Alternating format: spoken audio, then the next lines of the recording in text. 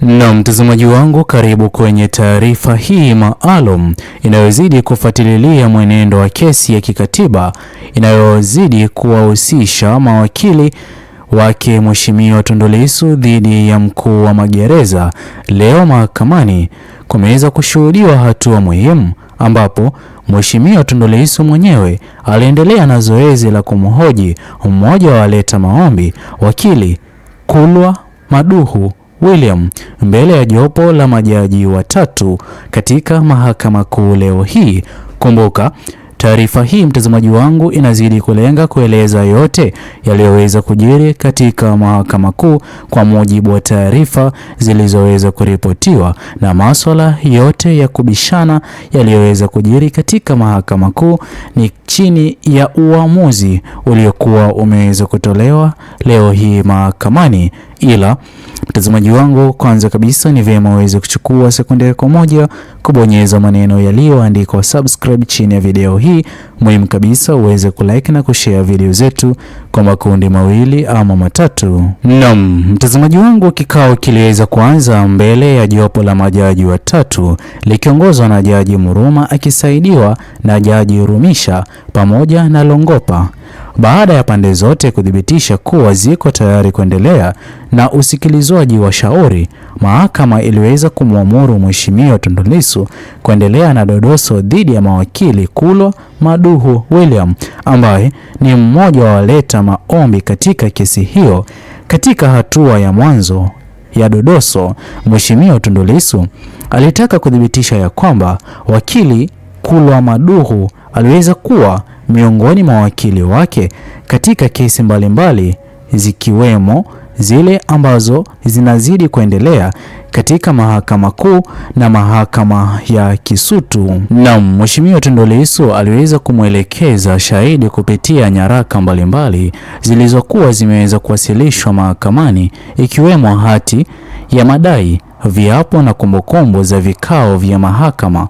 Wakili Maduhu alithibitisha kuwa alikuwa na nyaraka hizo na akakubali kuwa jina lake lilionekana katika kumbukumbu za kesi zilizokuwa zimeweza kufanyika katika mahakama ya Kisutu. Baadaye Mheshimiwa Tundu Lissu aliweza kuelekeza hoja kwenye kiapo kinzani kilichowasilishwa na upande wa walalamikiwa ambacho kilieleza kuwa wakili Maduhu hakuwahi kutambulishwa rasmi kama mmoja mawakili wake Mheshimiwa Tundu Lissu.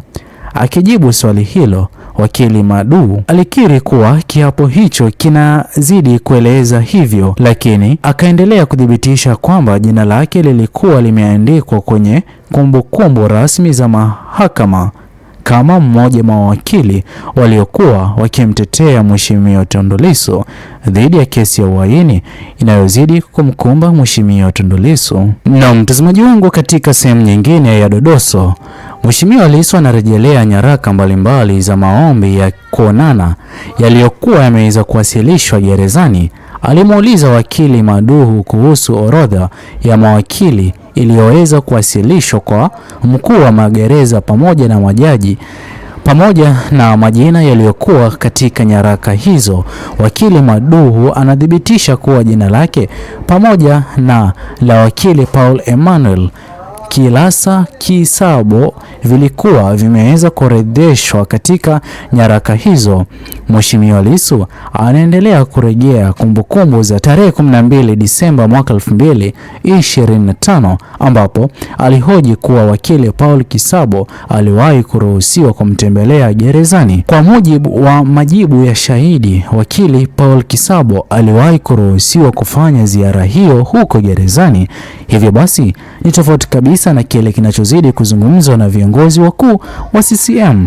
Katika hatua nyingine muhimu, Mheshimiwa Tundu Lissu aliweza kugusia swala la mawasiliano kati yake na mawakili wake akiwa gerezani, ambapo limeweza kuibua tumbo joto kwa viongozi wakuu wa CCM.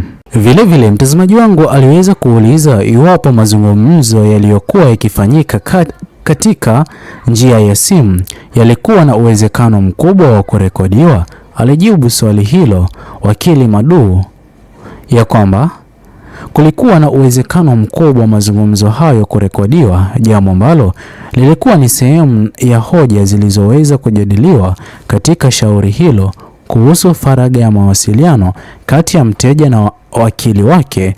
Dodoso hilo liliweza kuendelea kwa kujerejea kwa nyaraka mbalimbali zilizokuwa zimeweza kuwasilishwa mahakamani, huku kila upande ukijaribu kudhibitisha hoja zake kupitia vielezo na kumbukumbu rasmi za kisiasa, jambo ambalo Mheshimiwa Tundu Lissu ameweza kuibuka kuwa mshindi kutokana na kile alichoweza kukiwasilisha. Hii hapa ni dalili tosha ya ushindi mkubwa kwa Mheshimiwa Lissu na uhuru wake Mheshimiwa Tundu Lissu kuwa karibu. Na mtazamaji wangu, vile ni vyema uweze kufahamu kwamba kesi hii inazidi kuendelea kusikilizwa Mahakama Kuu na bado hakuna maamuzi ya mwisho ambayo yameweza kutolewa.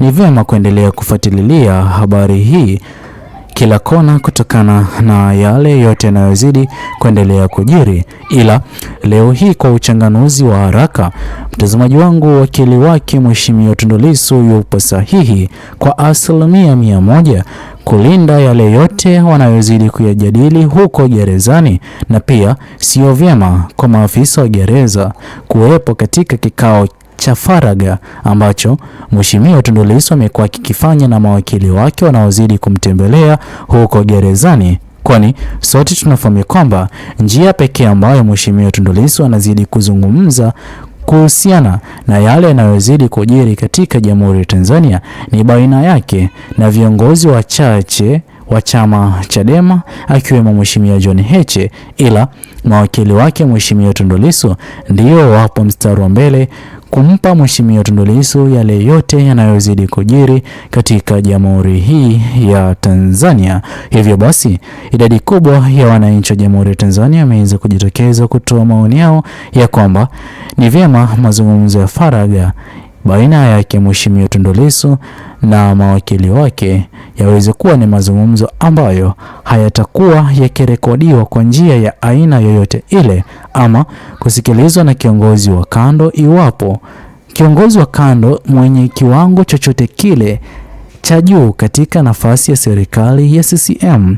Mtazamaji wangu, hii hapa inazidi kuashiria wazi jinsi gani ambavyo kesi hii yake Mheshimiwa Tundu Lissu kuendelea kucheleweshwa, huenda ikawa kuna baadhi ya mambo muhimu ambayo Mheshimiwa Lissu ameweza kujadili baina yake na mawakili wake katika njia ya faragha yaliweza kusikilizwa na maafisa wa gereza, ambapo yaliweza kufikia viongozi wakuu wa serikali ya CCM, na ndipo ambapo inazidi kulemaza kesi hii. Ila hilo hivi sasa linazidi kukataliwa, jambo ambalo ni afueni kubwa na habari njema kwa idadi kubwa ya wananchi wa Jamhuri ya Tanzania, hasa wale wanaozidi kumfuatilia Mheshimiwa Tundu Lissu na chama Chadema kwa ujumla. Je, mtazamaji wangu, mtazamo wako ni upi kwa kesi hii ya Mheshimiwa Lissu leo hii ilivyojiri huko katika mahakama?